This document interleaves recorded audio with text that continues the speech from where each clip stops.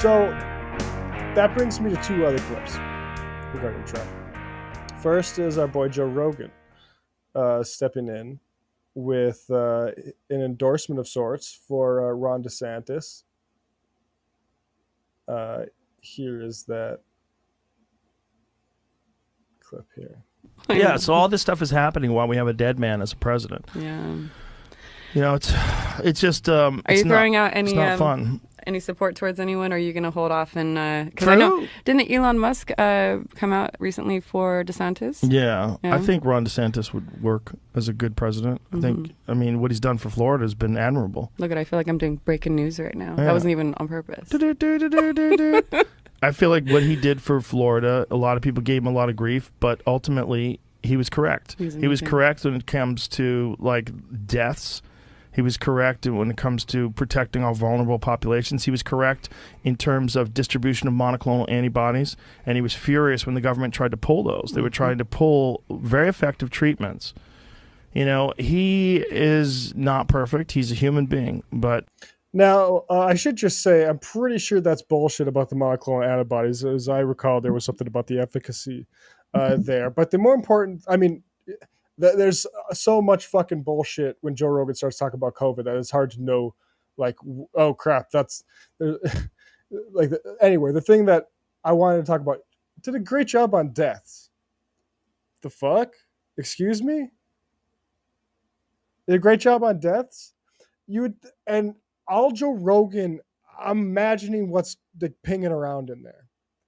It's that New York had bad per capita deaths too. Guess what? Cuomo fucking sucks. Yeah. Florida is not good even by U.S. standards. Per capita deaths, Florida is, depending on how you want to phrase it. The guy that posted this video, reposted from the Post Millennial, said that U.S. was 18th in per capita deaths. Now, 18th in something you don't want to be number one at. You could call that, 32nd also? So this is the guy we're going to like fucking say did a great job on COVID. And like the crazy thing about this is how this anchors. Like we have a fight between just a sort of social homicidal maniacs like Ron DeSantis that want to celebrate how many deaths they got. Deaths from COVID in Florida, 75,000. It's bigger than my hometown of Bismarck. At least when I was growing up, didn't have 75,000. Might now. Florida has a population of 21 million people. Taiwan has a population of 23 million people. How many people died in Taiwan? 6,448. That's not a fair comparison. People say that's not a fair comparison, even though Taiwan's a denser country. Also closer to the source of the pandemic. But let's say, Australia. How about Australia? Australia, 25.6 million people. That's 4 million, healthy 4 million more than Florida. 9,800 deaths. And so, while it might be true that relative to other states, DeSantis is only moderately worse, we're coming from a position where America killed and maimed a bunch of its people by not caring about them through negligence during this pandemic relative to other countries. So I got a thread here. Population of Syria. Now, people point out like Syria is going through a war, but we'll go through, you can pick any country. But just for example, population of Syria, 17.5 million. Population of South Dakota, 879,336. Deaths from COVID. Let me put this up for folks.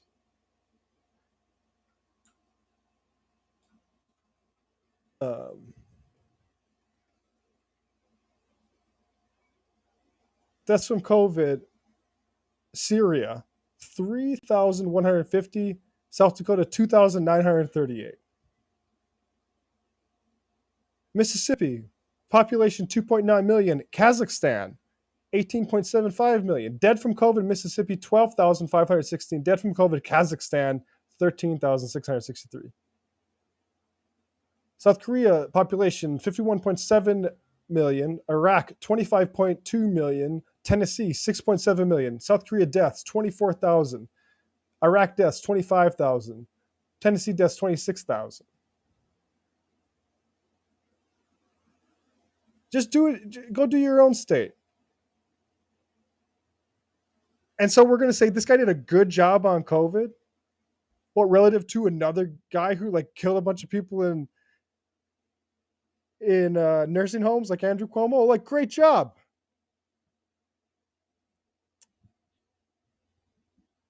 Did a great job on COVID deaths.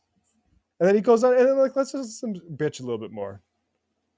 I honestly like the moment that time comes, just like, hey, did what I just say actually like scan with reality? Because like that I feel like that's that in that moment, like he should be feeling a little bit of like, and that instead goes to bitching about freedom and shit like this. Here he is. Very effective treatments. You know, he is not perfect. Oh, by the way, monoclonal antibodies? That's the only one we're going to mention, Joe? Come on. It wasn't just monoclonal antibodies we were going on and on about, was it? Ivermectin, Joe. Why won't you talk about that anymore? Does Unilever not want you to talk about that? Spotify, like, we got to cut it, man. We got enough of that, but we got to cut it. So now it's just monoclonal. I'm the guy speaking up for monoclonal antibodies. Oh, fuck. Thank you for your service. And in thanks for your service, here's a good, I don't know how much, CARES money for your Brain Force fucking supplement company. Aye, Captain. Thanks for that.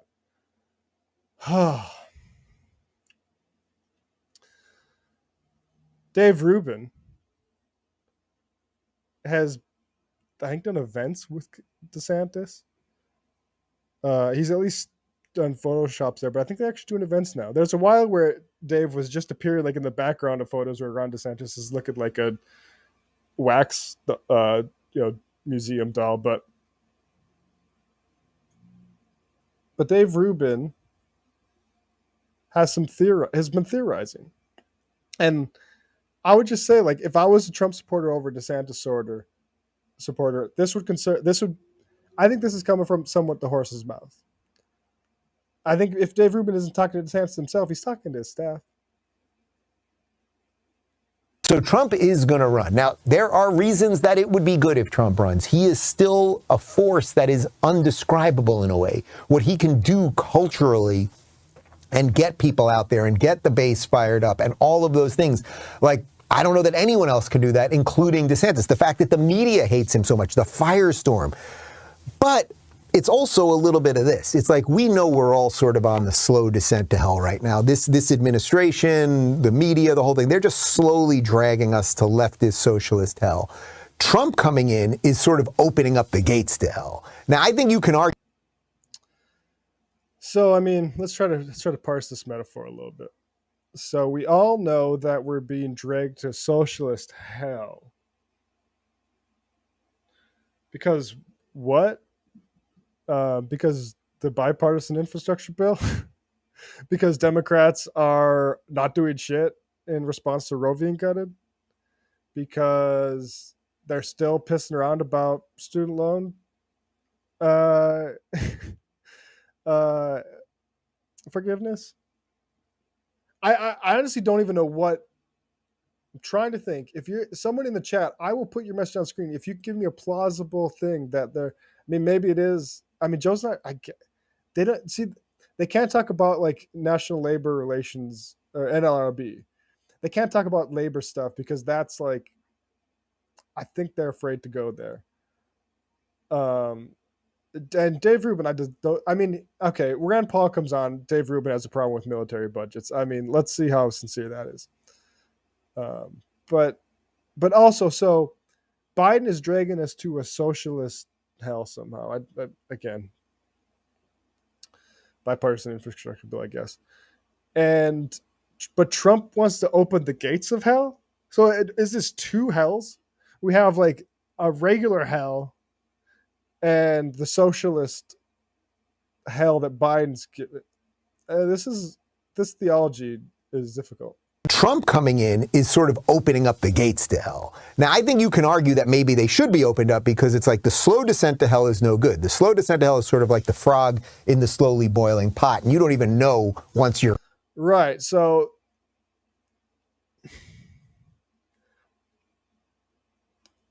You're going to hell, and you might as well just jump in the fire because, like, if frog, you'd want. Honestly, I gotta say, if I have that choice, if it's between jump into fire and get slowly boiled as a frog without knowing it, I'm taking the slow boiling. That sounds a lot like the jump right into the fire. Right, once they're making you into frog's legs. To rip it all open again, get the stuff out there, and maybe give these guys the kill shots, so to speak. I mean that as a metaphor, of really defeating this woke bullshit, the cancel culture stuff. Like, Trump is probably the best to do that. Now, that being said, Trump has a lot of problems, too. Trump has... I mean, the kill shot, metaphorically speaking, of course, against all this woke bullshit. Like, what is this? What is, like, the policy? Like, a CRT ban? In the Constitution, like that's the 27th Amendment now, or sorry, I don't know how many amendments are. Whatever the next one is. Problem, which is that if he believes that the election was stolen, which he does, I've heard him speak about it firsthand just a couple of weeks ago at Mar-a-Lago. I mean, the guy obviously does. It's like, have you done? Now that there's a little bit of a detachment here. Dave really thought. I'm pretty sure you can find this was a stolen election, Dave being as authoritative as Trump with that this is a stolen election. Now he thinks it's stolen. Said, Trump has a lot of problems too. Trump has a problem, which is that if he believes that the election was stolen, which he does, I've heard him speak about it firsthand just a couple of weeks ago at Mar-a-Lago. I mean, the guy obviously does. It's like, have you done the work to ensure that they won't steal it from you again, if that's what you believe? And I don't know that he has. Does he That's frankly a good question. Trump, you got fucking one-termed and booted, bro. Have you fixed that? If I was a right-winger, I'd be asking that question. Now, oh crap, I blew my cover. I'm supposed to be a Trump partisan here. Maybe I'll edit that out. How can I make that? Does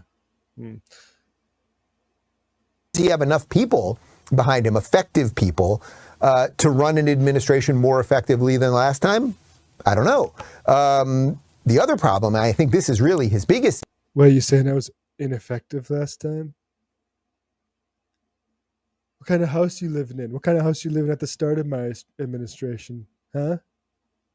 Issue, and these are not things that are insurmountable. These are just things that need to be said so that they can be dealt with, is that the amount of hate that people have for him, which I think is mostly unwarranted, obviously.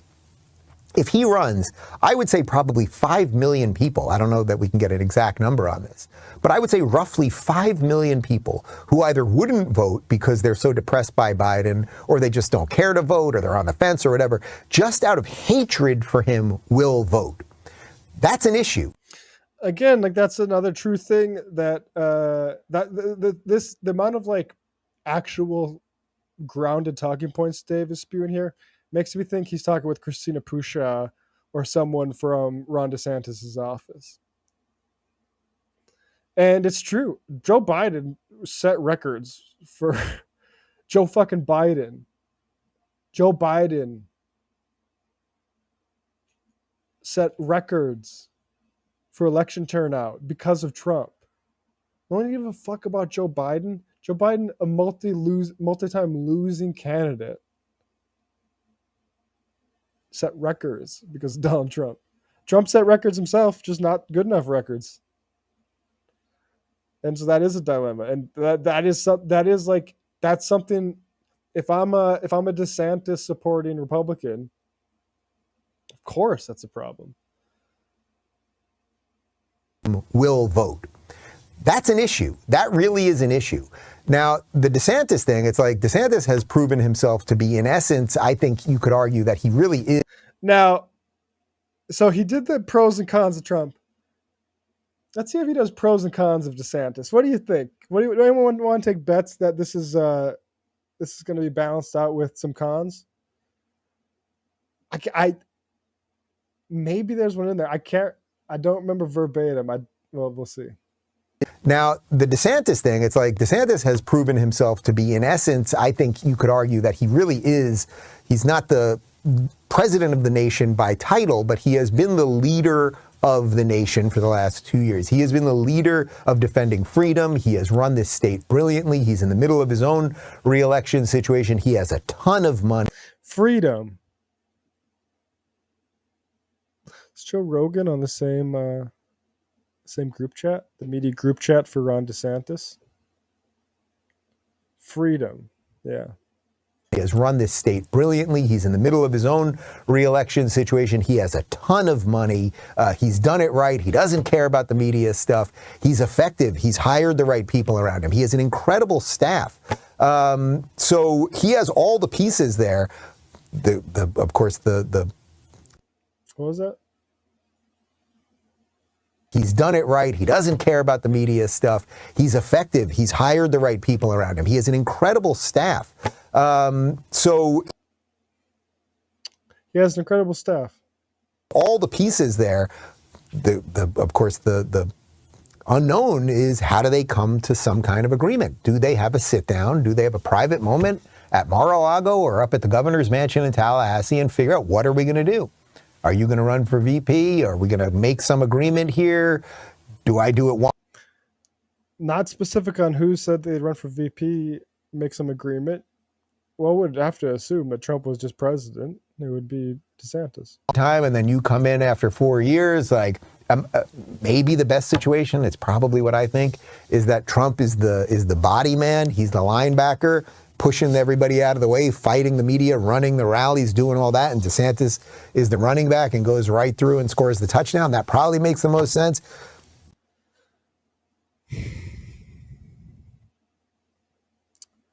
Now, let me break down that football metaphor for you. So DeSantis is the running back. He's got the ball. Trump is the body man / linebacker, which Dave's mistaken. He means to say fullback. Because if it was the linebacker is the guy behind the defensive line, basically sort of like there's sort of like three quarterbacks right behind the line waiting to mirror what the offense does. And often they're leaders in the tackles. So Trump, if this metaphor, if we tried to, if we took this metaphor at face value, it would be Trump is somehow playing defense on DeSantis, who's trying to score a touchdown. But for some reason, this or Trump's an inside man, a linebacker that's clear. If you had a linebacker, if you're an offense and you got one of the linebackers, that's an advantage, folks.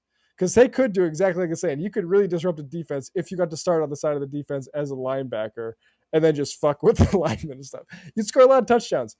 That maybe Republicans do play that way, and maybe I just need to think about what that means in the real life. But look, he means the fullback, and let's just take that. Let's just allow the correction. He means Donald Trump should be the fullback and clear the way. I mean, we're going up the two hole. We're going to do a sweep. What are we going to do?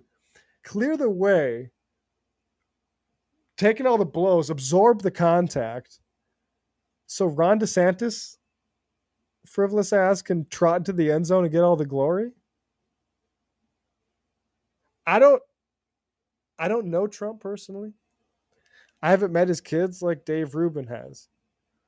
But I don't think he would he'd go for that, really. I think he would say, go fuck yourself. I'm running for president. If you want to fight me, it's beef. And Trump sticks still selling.